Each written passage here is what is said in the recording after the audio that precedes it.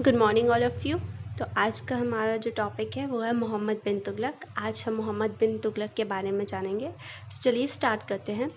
मोहम्मद बिन तुगलक की गणना दिल्ली सल्तनत के महत्वपूर्ण सुल्तानों में की जाती है। उसका वास्तविक नाम जूना खां था। वह सुल्तान गियासुद्दीन तुगलक का ज्येष्ठ पुत्र था। गियासुद्दीन तुगलक सुल्तान बनने से पूर्व खलजी सुल्तानों के अधीन पंजाब का सूबेदार था। इस नाते जूना खां की शिक्षा दीक्षा बहुत अच्छे ढंग से की गई थी।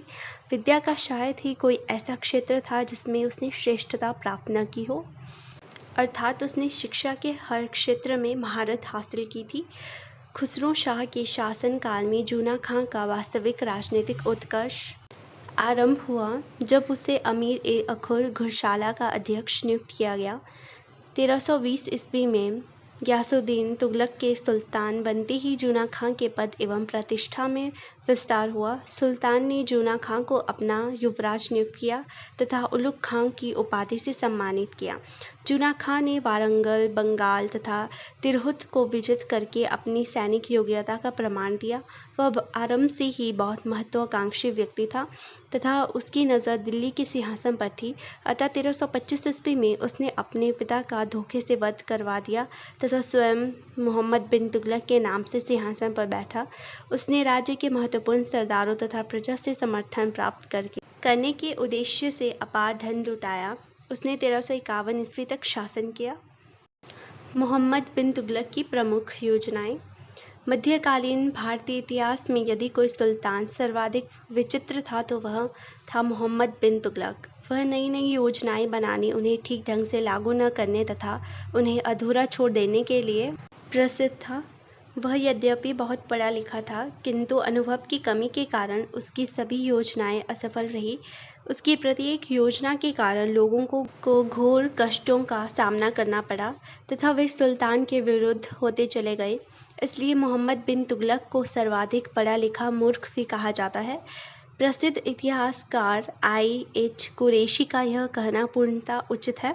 उसका वास्तविक स्थान प्रोफेसर की कुर्सी था, न कि दिल्ली सल्तनत का सिंहासन। मोहम्मद बिन तुगलक की प्रमुख प्रशासनिक योजनाएं निम्नलिखित थी। नंबर 1 है राजधानी का परिवर्तन 1327 ईस्वी से 29 ईस्वी तक। मोहम्मद बिन तुगलक की प्रथम महत्वपूर्ण योजना अपनी राजधानी को दिल्ली से देवगिरी में परिवर्तित करना था। देवगिरी का नाम बदलकर दौलताबाद रखा गया। सुल्तान ने राजधानी परिवर्तन का यह कार्य 1327 ईस्वी में किया था। अब हम इसके कारण पढ़ेंगे। मोहम्मद बिन तुगलक के राजधानी परिवर्तन के पीछे कुछ विशेष कारण थे। प्रथम, इस समय तक दिल्ली सल्तनत का काफ़ी विस्तार हो चुका था, इसलिए दिल्ली से साम्राज्य के दूरस्थ प्रदेशों पर शासन करना कठिन हो रहा था। अतः मोहम्मद बिन तुगलक ने किसी ऐसे स्थान को राजधानी बनाने का निर्णय किया जो केंद्र में स्थित हो। यह स्थान दौलताबाद था। दूसरा, सुल्तान अपनी राजधानी को मंगोलों के आक्रमण से सुरक्षित रखना चाहता था, इसलिए उसने दिल्ली की अपेक्षा दौलताबाद को अपने साम्राज्य की राजधानी घोषित किया। तीसरा, सुल्तान दौलताबाद के उन्नत व्यापार, अधिक कृषि उत्पादन तथा अच्छी जलवायु से भी प्रभावित था। वह यहाँ के साधनों का उपयोग कर साम्राज्य की अर्थव्यवस्था को अधिक दृढ़ करना चाहता था।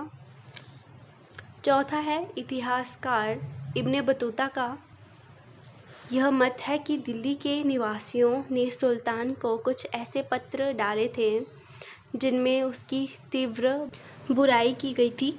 इससे चिढ़कर सुल्तान ने लोगों को दंड देने के उद्देश्य से राजधानी का परिवर्तन किया। पांचवा, ABM हबीबुल्लाह तथा आगा मेहदी हुसैन जैसे इतिहासकारों का विचार है कि सुल्तान ने राजधानी परिवर्तन का यह निर्णय इसलिए लिया क्योंकि वह दक्षिण में मुस्लिम संस्कृति का प्रचार करना चाहता था। ख स्वरूप, राजधानी परिवर्तन का निश्चय करके सुल्तान ने शाही दरबारियों, अमीरों, व्यापारियों, शेखों तथा उलमाओं आदि को यह आदेश दिया कि वे अपने परिवारों सहित दिल्ली से दौलताबाद जाएं। जिन्होंने इस आदेश को स्वीकार कर लिया, उनकी संपत्ति को सुल्तान ने खरीद लिया तथा इसके बदले उन्हें दौलताबाद में संपत्ति दी गई, जिन्होंने इस आदेश को मानने में कुछ आनाकानी की, सुल्तान ने उन्हें घोर दंड दिए। बरनी इसामी तथा इब्न बतूता का कहना है कि साधारण नागरिकों को भी दिल्ली छोड़ने के लिए बाध्य किया गया था। बरनी ने तो यहाँ तक लिखा है कि दिल्ली इतनी उजड़ गई थी कि शहर के किसी घर में बिल्ली अथवा कुत्ता तक नजर नहीं आते थे। आधुनिक इतिहासकार इस कथन से सहमत नहीं है। दिल्ली से दौलताबाद की दूरी 950 किलोमीटर है। सुल्तान ने इस मार्ग पर पक्की सड़क का निर्माण करवाया तथा यात्रियों की सुविधा के लिए छायादार वृक्ष लगवाए, कुएं खुदवाए, सराएं बनाई तथा विश्राम घर भी बनाए गए। इसके अतिरिक्त यात्रियों के लिए मुफ्त भोजन की व्यवस्था की। अपनी नई राजधानी दौलताबाद के निर्माण पर सुल्तान ने अपार धन व्यय किया। नेक्स्ट है परिणाम। यद्यपि मोहम्मद बिन तुगलक ने दिल्ली से दौलताबाद जाने वालों को अनेक सुविधाएं प्रदान की, किंतु लोगों को इस योजना से भारी कष्ट हुए। अनेक पीढ़ियों से लोग दिल्ली में रहने के कारण इससे भावनात्मक रूप से जुड़े हुए थे, अतः उन्होंने दिल्ली को स्वेच्छा से न छोड़ा। वे सुल्तान की इस योजना का लगातार विरोध करते रहे। अनेक व्यक्ति मार्ग के कष्टों को न सह सके तथा मृत्यु को प्राप्त हुए। जो लोग सौभाग्य से बचकर दौलताबाद पहुँचे, वे अपने को अजनबी महसूस करते थे। उन्हें वर्षों तक दिल्ली की याद सताती रही। अनेक रोगग्रस्त हो गए। इसके अतिरिक्त दौलताबाद दिल्ली सल्तनत की एक आदर्श राजधानी सिद्ध नहीं हुई। इस राजधानी परिवर्तन के कारण दिल्ली के व्यापार को गहरा धक्का लगा। इससे प्रशासन भी ठप हुआ। उत्तर पश्चिमी सीमा के असुरक्षित हो जाने के कारण मंगोल आक्रमण साम्राज्य के लिए एक बड़ा खतरा बन गए। इस प्रकार राजधानी परिवर्तन की यह योजना पूर्ण रूप से असफल हुई। 2 वर्षों के पश्चात 1329 ईस्वी में सुल्तान ने पुनः दिल्ली को अपनी राजधानी बना लिया। इस प्रकार बार बार राजधानी के परिवर्तन से जहां लोगों को घोर कष्ट उठाने पड़े, वहां सुल्तान की अलोकप्रियता भी बढ़ी। सुल्तान के इस कार्य से उसे बहुत बदनामी मिली। कुछ लोगों ने उसे केवल क्रूर, अदूरदर्शी तथा प्रजापीड़क कहकर ही संतोष नहीं किया, वरन उसे पागल ठहराने की भी चेष्टा की। यह कहना गलत न होगा कि दक्षिण में अलाउद्दीन खिलजी तो मुस्लिम शस्त्र ले गया, जबकि मोहम्मद बिन तुगलक इस्लाम का झंडा और संस्कृति ले गया।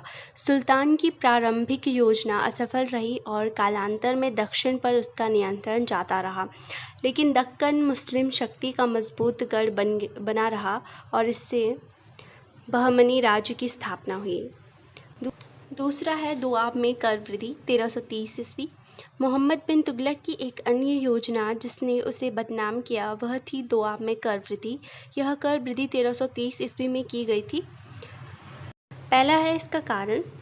मोहम्मद बिन तुगलक द्वारा दोआब में कर वृद्धि के लिए अनेक कारण उत्तरदायी थे। प्रथम, अपने राज्याभिषेक के अवसर पर सुल्तान ने जनता तथा अमीरों का सहयोग प्राप्त करते हुए धन को पानी की तरह बहाया। दूसरा, उसने विद्वानों, कवियों तथा निर्धनों को उदार हृदय से दान दिया। तीसरा, उसकी राजधानी परिवर्तन की योजना से राज्य कोष लगभग रिक्त हो गया, अतः उसे धन की आवश्यकता थी। चौथा, सुल्तान की यह धारणा थी कि दोआब क्षेत्र अत्यंत उपजाऊ है, इसलिए इस क्षेत्र के लोग सहजता से बढ़ा हुआ कर दे सकते हैं।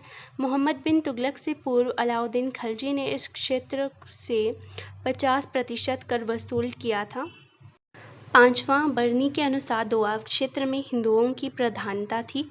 धनी होने के कारण वे निरंतर दिल्ली के सुल्तानों का विरोध किया करते थे, अतः सुल्तान उनसे अधिक कर वसूल कर उन पर नियंत्रण स्थापित करना चाहता था। छठा, सुल्तान ने अपनी सैनिक शक्ति को सुदृढ़ करने के उद्देश्य से दोआब में कर वृद्धि का निर्णय लिया। नेक्स्ट स्वरूप, दोआब में कर की दर में किस अनुपात में वृद्धि की गई, यह एक विवादास्पद प्रश्न है। बरनी के अनुसार सुल्तान ने प्रचलित भूमि कर में 10 से 20% वृद्धि की। फरिश्ता के अनुसार दोआब में 3 अथवा 4 गुना कर बढ़ाया गया। आगा मेहदी हुसैन के अनुसार दोआब में केवल 2 गुना कर बढ़ाया गया। कर वृद्धि की इस योजना को कार्यान्वित करने के लिए सुल्तान ने विशेष अधिकारियों को नियुक्त किया। साधारण स्थिति में इस वृद्धि के कारण कोई विशेष असंतोष न होता, परंतु उस समय संपूर्ण दोआब क्षेत्र में भीषण अकाल पड़ा हुआ था, जो 2-3 वर्षों तक जारी रहा। अतः के लिए उस समय साधारण कर दे सकना भी असंभव था। राजस्व अधिकारियों ने अकाल की सूचना सुल्तान को न दी। उन्होंने सुल्तान के गुस्से से बचने के उद्देश्य से किसानों पर घोर अत्याचार करके कर को वसूल किया। जब सुल्तान को दोआब में पड़े भयंकर अकाल तथा लोगों के कष्टों की सूचना मिली तो उसने न केवल अध्यादेश को रद्द कर दिया अपितु प्रजा के कष्टों को दूर करने के लिए उपाय भी किए। इस सब का कोई विशेष लाभ न हुआ क्योंकि उस समय तक बड़ी संख्या में लोग मृत्यु का ग्रास बन चुके थे तथा अनेक गांव उजड़ चुके थे। नेक्स्ट है परिणाम।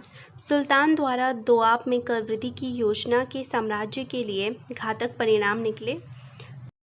इस क्षेत्र में पड़े भीषण अकाल के कारण किसान कर न देने के लिए विवश थे, अतः उन्होंने इस योजना का विरोध किया था। परंतु तुगलक के अधिकारियों ने भूखे किसानों पर शक्ति का प्रयोग कर भू राजस्व देने के लिए बाध्य किया। इस कारण अधिकांश किसान अपनी भूमि को छोड़कर अपने परिवारों सहित वनों में भाग गए। अनेकों ने लूटमार का धंधा आरंभ कर दिया। इस कारण सुल्तान को बहुत क्रोध आया। उसने किसानों का पीछा करने के लिए वनों में अपनी सेना भेजी, जिसने उन्हें जंगली जानवरों की तरह चुन चुन कर मारा। इस कारण दोआब का उपजाऊ क्षेत्र पूर्णतः उजड़ गया तथा चारों ओर अराजकता फैल गई। दोआब के लोगों के अत्याचारों को सुनकर अन्य प्रांतों के लोगों ने भी सुल्तान के विरुद्ध विद्रोह कर दिए। प्रसिद्ध इतिहासकार डॉक्टर आगा मेहदी हुसैन का यह कथन पूर्णतः ठीक है कि राज्यकोष को भरने की अपेक्षा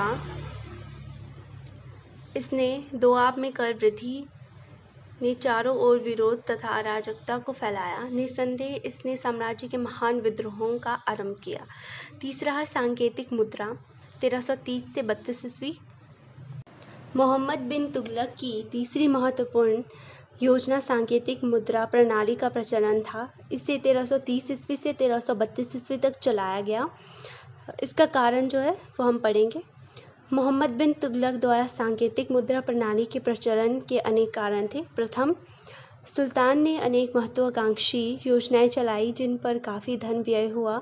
इससे साम्राज्य की अर्थव्यवस्था को गहरा धक्का लगा, अतः इसे सुधारने के उद्देश्य से सुल्तान ने सांकेतिक मुद्रा चलाई। दूसरा, सुल्तान अपनी विश्व विजय की योजना को कार्यान्वित करना चाहता था, जिसके लिए उसे अपार धन की आवश्यकता थी। तीसरा, साम्राज्य में फैले विद्रोहों के दमन के लिए सुल्तान को अधिक धन की आवश्यकता थी। चौथा, उस समय भारत सहित समस्त विश्व में चांदी का अभाव था, इसलिए सुल्तान ने चांदी के टंके के स्थान पर तांबे के सिक्के प्रचलित किए। पांचवा, सुल्तान को नई योजनाओं को लागू करना बहुत अच्छा लगता था। वह चीन तथा ईरान द्वारा प्रचलित की गई नई सांकेतिक मुद्रा प्रणाली को भारत में लागू करके इतिहास में अपना नाम अमर करना चाहता था। अगला है स्वरूप। 1330 ईस्वी में सुल्तान मोहम्मद बिन तुगलक ने चांदी के टंकों के स्थान पर तांबे के सिक्के प्रचलित किए। इन सिक्कों का मूल्य चांदी के सिक्कों के बराबर था। सुल्तान ने यह आदेश दिया कि लोग इन सिक्कों का प्रयोग व्यापार करने तथा सरकार को भू राजस्व व अन्य करों को देने के रूप में कर सकते हैं। सुल्तान की यह योजना भी असफल रही, क्योंकि उस समय आजकल की भांति टकासलों में सिक्के नहीं बनाए जाते थे। परिणाम स्वरूप प्रत्येक घर में जाली सिक्के बनाए जाने लगे। बाजारों में इन जाली सिक्कों की संख्या बहुत बढ़ गई। इस कारण व्यापार को भारी क्षति पहुंची। विदेशी व्यापारी भारतीय वस्तुओं को खरीदते समय तांबे के सिक्कों का प्रयोग करते थे, किंतु अपने सामानों के बदले वे सोने चांदी के सिक्कों की मांग करते थे। लोग जाली सिक्कों से सरकार को अपना कर देने लगे। इससे देश में असंतोष की लहर फैल गई। शीघ्र ही शाही खजाना जाली सिक्कों से भर गया। जब सुल्तान को अपनी मूर्खता का आभास हुआ तो उसने 1332 ईस्वी में तांबे के सिक्कों का प्रचलन बंद कर दिया तथा इसके बदले लोगों को सोने चांदी के सिक्के प्राप्त करने का आदेश दिया। कहा जाता है कि इस समय तांबे के इतने अधिक सिक्के इकट्ठे हो गए कि उनका एक पहाड़ खड़ा हो गया।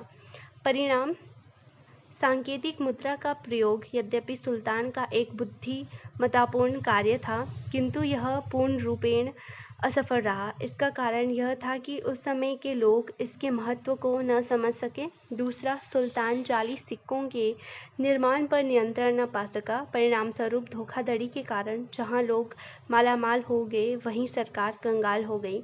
इससे सुल्तान की प्रतिष्ठा को गहरा आघात लगा। डॉक्टर जे.एल. मेहता के अनुसार मोहम्मद बिन तुगलक की सांकेतिक मुद्रा का कदम अपने समय के हिसाब से बहुत आगे था और इन परिस्थितियों में उसे असफल होना ही था और इसमें आश्चर्य नहीं कि यह बुरी तरह असफल हुआ। एक अन्य प्रसिद्ध इतिहासकार डॉक्टर आगा मेहदी हुसैन के अनुसार यह योजना समूचे तौर पर अच्छी तथा दूरदृष्टि वाली थी, परंतु सुल्तान की सर्वोत्तम इच्छाओं के बावजूद यह असफल रही। चौथा है कृषि सुधार की योजना। 1330 ईस्वी मोहम्मद बिन तुगलक उसर भूमि को कृषि योग्य बनाकर फसलों की उपज में वृद्धि करना चाहता था। इस उद्देश्य की पूर्ति के लिए उसने दीवान-ए-अमीर कोही नामक कृषि विभाग स्थापित किया। इसने उत्तम प्रकार की फसलों के परीक्षणों के लिए 60 वर्ग मील का एक भूमि खंड निश्चित किया। इस खंड में बारी-बारी से विविध प्रकार की फसलें उगाई गई। इन परीक्षणों पर 2 वर्षों में 70 लाख रुपए व्यय किए गए, परंतु सुल्तान की यह वैज्ञानिक योजना भी पूरी तरह असफल रही। इसके लिए अनेक कारण उत्तरदायी थे। योजना को 3 वर्षों के पश्चात ही छोड़ दिया गया। दूसरा, परीक्षण के लिए चुना गया भूखंड पूरी तरह बंजर था। तीसरा, परीक्षण के लिए रखी गई राशि में से अधिकांश अधिकारीगण हड़प गए थे। चौथा, यह प्रयोग बिल्कुल नया था, अतः इसकी सफलता के लिए यह आवश्यक था कि सुल्तान स्वयं उसकी ओर ध्यान देता, किंतु सुल्तान ने ऐसा न किया। पांचवा है खुरासान की विजय योजना। 1332-33 ईस्वी मोहम्मद बिन तुगलक अपने भारतीय राज्य से संतुष्ट नहीं था। वह विश्व विजय के स्वप्न देख रहा था। खुरासान, ईरान, उसकी इच्छा पूर्ति का पहला निशाना था। इसका कारण यह था कि 1337 ईस्वी में खुरासान के बादशाह तथा वजीर के मध्य उत्पन्न तनाव के कारण साम्राज्य में अराजकता फैल गई थी। यह स्वर्ण अवसर देखकर उसके पड़ोसी मंगोल नेता तरमशरीन तथा मिस्र का शासक खुरासान को हड़पने की योजना बनाने लगे। मोहम्मद बिन तुगलक ने भी इस अवसर का लाभ उठाना चाहा। उसने इस उद्देश्य से तरमशरीन तथा मिस्र के शासक दोनों से गठजोड़ कर लिया। इस प्रकार तिकोना गठबंधन अस्तित्व में आया। मोहम्मद बिन तुगलक ने खुरासान पर आक्रमण करने के उद्देश्य से 3,70,000 सैनिकों की एक विशेष सेना बनाई। इस सेना को निरंतर 1 वर्ष तक वेतन दिया जाता रहा। इसके प्रशिक्षण तथा शस्त्रों पर भी काफ़ी व्यय किया गया, परंतु 1 वर्ष के पश्चात सुल्तान ने खुरासान की विजय का विचार छोड़ा तथा सेना को तोड़ दिया। ऐसा राजनीतिक परिस्थितियों में बदलाव के कारण किया गया। मिस्र के शासक ने खुरासान के शासक के साथ मैत्रीपूर्ण संधि कर ली तथा मंगोल नेता तरमशरीन को अपदस्थ कर दिया गया। मोहम्मद बिन तुगलक की इस योजना की भी इतिहासकारों ने कड़ी आलोचना की है। प्रथम, इस अभियान की सफलता की संभावना बहुत कम थी, क्योंकि इतनी बड़ी सेना को इस दूर के प्रदेश में ले जाना असंभव था। भारत से खुरासान का मार्ग पहाड़ी था तथा इसकी जलवायु भारत की जलवायु के प्रतिकूल थी। दूसरा, इस बात से इनकार नहीं किया जा सकता कि अगर मोहम्मद बिन तुगलक खुरासान के किसी भाग पर विजय प्राप्त कर भी लेता तो भारत से दूर स्थित इस क्षेत्र पर नियंत्रण नहीं रखा जा सकता था। तीसरा, लोग पहले ही सुल्तान की नई नई योजनाओं के कारण अनेक कष्ट झेल रहे थे, अतः वे सुल्तान को किसी प्रकार भी इस योजना में सहयोग देने में तैयार नहीं थे। चौथा, 1 वर्ष तक इस सेना पर किए गए व्यय के कारण राज्य की अर्थव्यवस्था को गहरा आघात लगा। पांचवा, सेना को तोड़ दिए जाने के कारण सैनिक बेरोजगार हो गए तथा उन्होंने लूटमार आरंभ कर दी। परिणाम स्वरूप साम्राज्य में अशांति और अराजकता फैल गई। डॉक्टर आगा मेहदी हुसैन के अनुसार इसे विशेष सेना को बनाए रखना असंभव था, परंतु इसे अचानक तथा पूरी तरह भंग करना विनाशकारी प्रमाणित हुआ। छठा है कराचिल अभियान 1333 ईस्वी। खुरासान योजना के असफल हो जाने पर सुल्तान ने कराचिल कुल्लू पर विजय प्राप्ति की योजना बनाई। इस उद्देश्य की पूर्ति के लिए 1333 ईस्वी में 1 लाख की विशाल सेना खुसरो मलिक के नेतृत्व में भेजी गई। शाही सेना को आरंभ में कुछ सफलता प्राप्त हुई, परंतु वर्षा ऋतु के आरंभ हो जाने से सेना में बीमारी फैल गई और लौटने का मार्ग पूर्णतया बंद हो गया। ऐसी स्थिति से लाभ उठाकर कराचिल के सैनिकों ने शाही सैनिकों पर आक्रमण कर दिया। सुल्तान के सैनिकों को भारी क्षति पहुंची। कहा जाता है कि 1 लाख सैनिकों में से केवल 2-3 सैनिक ही वापस लौट सके। जब उन्होंने शाही सेना के विनाश का समाचार सुल्तान को सुनाया तो सुल्तान ने क्रोध में आकर उन्हें फांसी पर चढ़ा दिया। यह योजना भी सुल्तान के लिए विनाशकारी प्रमाणित हुई। सुल्तान को कराचिल की भौगोलिक स्थिति से परिचित होने से पहले अपने सैनिकों को वहां नहीं भेजना चाहिए था। उपयुक्त विवरण से स्पष्ट हो जाता है कि सुल्तान मोहम्मद बिन तुगलक द्वारा तैयार की गई सभी योजनाएं असफल रहीं। इससे न तो राज्य का भला हुआ तथा न ही लोगों का। इसके विपरीत इन्होंने साम्राज्य के लिए नई समस्याएं खड़ी कर दी। परिणाम स्वरूप साम्राज्य में अराजकता फैल गई, स्थान स्थान पर विद्रोह होने लगे तथा कई राज्यों ने अपनी स्वतंत्रता की घोषणा कर दी। इस प्रकार सुल्तान की सभी योजनाएं तुगलक साम्राज्य के लिए विनाशकारी प्रमाणित हुई। प्रसिद्ध इतिहासकार स्टेनले लेनपूल के अनुसार उसकी सभी योजनाएं असफल रहीं। वह अपने पीछे एक छिन्न भिन्न साम्राज्य, निर्धन तथा विद्रोही लोगों को छोड़ गया। इतिहासकार डॉक्टर आगा मेहदी हुसैन का यह कहना है कि एक रुग्ण शरीर पर ऑपरेशन तभी सफल हो जाता है जब यह उचित समय पर तथा योग्यता के साथ किया जाए। अगर यह समय से पूर्व अथवा अकुशल ढंग से अथवा विलंब से किया जाए तो गंभीर समस्याओं का उत्पन्न होना अनिवार्य है। मोहम्मद बिन तुगलक का मामला भी इसी प्रकार का है।